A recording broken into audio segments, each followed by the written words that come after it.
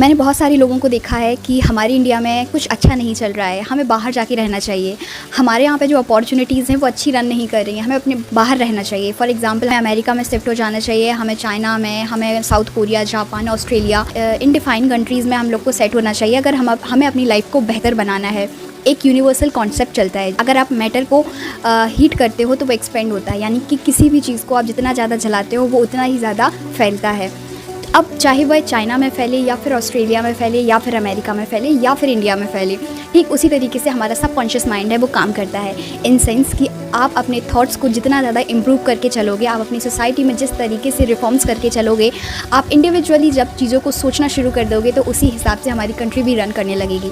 For example हमारे यहाँ पर ज़्यादातर जो परेशानी आती हैं वो पॉवर्टी की आती हैं, और कहीं भी जो हमारे यहाँ पर डिसिप्लिन का सबसे बड़ा लेक रहता है कि कहीं भी हम कुछ भी सामान फेंक देते हैं, हमारे यहाँ पर कितना ज़्यादा पॉल्यूशन है वो क्रिएट होता है। तो अगर एक इंडिविजुअल अपने ऊपर डिसिप्लिन करके चलता है, उसके थॉट्स अगर वो सही दिशा में करके चलता है, तो ठीक उसी तरीके से हम भी उसी कंट्रीज़ की तरह डेवलप हो सकते हैं। हम भी रिसर्च एंड डेवलप पे बहुत अच्छे से काम कर सकते हैं। All you need to do is to develop your individual mind. हमें पूरी तरीके से गवर्नमेंट पर डिपेंडेंट होने की ज़रूरत नहीं है।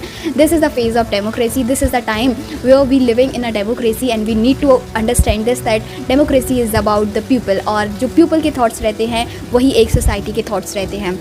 और रही दूसरी बात इंफ्रास्ट्रक्चर की, तो वो इंफ्रास्ट्रक्चर भी एक लैंड पर ही बनाया गया है जिसको अर्थ कहा जाता है। तो सेम तरीके का इंफ्रास्ट्रक्चर हम भी बना सकते हैं अगर हमारे यहाँ पे स्किल बेस्ड प्रोसेसिंग की जाती है।